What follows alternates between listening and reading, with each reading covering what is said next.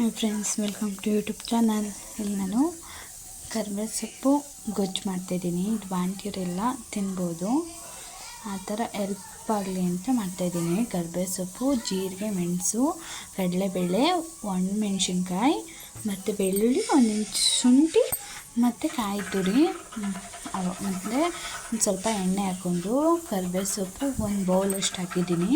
ಮತ್ತು ಬೆಳ್ಳುಳ್ಳಿ, ಶುಂಠಿ ಮತ್ತು ಬೇಡಿಗೆ ಮೆಣಸಿನ್ಕಾಯಿ, ಜೀರಿಗೆ, ಮೆಣಸು ಮತ್ತು ಒಂದು ಸ್ವಲ್ಪ ಈರುಳ್ಳಿ ಬೇಕಾದ್ರೆ ಹಾಕ್ಕೋಬೋದು, ಇನ್ನೊಂದಿಲ್ಲ. ನಾನು ಹಾಕಿದ್ದೀನಿ ಟೇಸ್ಟ್ ಚೆನ್ನಾಗಿರುತ್ತೆ ಅಂತ.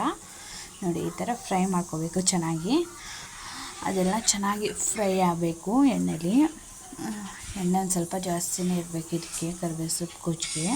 ಇದನ್ನು ಬಾಣ್ತಿರಲ್ಲ ತಿನ್ಬೋದು. ನೋಡಿ, ಕಾಯಿ ತುರಿ ಮತ್ತು ರುಚಿಗೆ ತಕ್ಕಷ್ಟು ಉಪ್ಪು ಹಾಕಿ ಒಂದು ಸ್ವಲ್ಪ ನೀರು ಹಾಕಿ ಅದನ್ನು ಮಿಕ್ಸ್ ಮಾಡಿಬಿಟ್ಟು ಆರಾಗಿ ಬಿಟ್ಟಿದೆ. ಆರಾದಮೇಲೆ ನಾನಿಲ್ಲಿ ಮಿಕ್ಸಿ ಜಾರ್ಗೆ ಹಾಕ್ಬಿಟ್ಟು ಒಂದು ಸ್ವಲ್ಪ ಪೇಸ್ಟ್ ಮಾಡ್ಕೊತಾಯಿದ್ದೀನಿ. ಪೇಸ್ಟ್ ಮಾಡಿಕೊಂಡು ಇಲ್ಲಿ ಒಗ್ಗರಣೆಗೆ ಸಾಸಿವೆ, ಒಣಮೆಣ್ಸಿನ್ಕಾಯಿ, ಬೆಳ್ಳುಳ್ಳಿ ಮತ್ತು ಕಡಲೆಬೇಳೆ, ಒಂದು ಸ್ವಲ್ಪ ಈರುಳ್ಳಿ ಮತ್ತು ಕರಿಬೇವು ಸೊಪ್ಪು ಹಾಕ್ತಾಯಿದ್ದೀನಿ. ನೋಡಿ, ಸಾಸಿವೆ ಹಾಕಿದ್ದೀನಿ.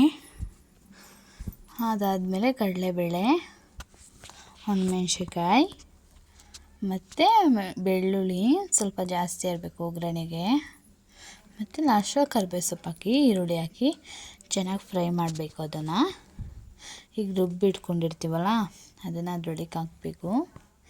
ನಮ್ಮ ಮಾರಿಹಬ್ಬದ ಬ್ಲಾಗ್ ನಿಮ್ಗೆ ತೋರಿಸ್ತೀನಿ ನಾಳೆ ವಿಡಿಯೋದಲ್ಲಿ. ನೋಡಿ, ಒಂದು ಸ್ವಲ್ಪ ನೀರು ಹಾಕ್ಕೊಂಡು ಚೆನ್ನಾಗಿ ಬೇಯಿಸ್ಕೋಬೇಕು. 5 ನಿಮಿಷ. ಸೂಪರಾಗಿರೋ ಗೊಜ್ಜು ರೆಡಿ. Thank you.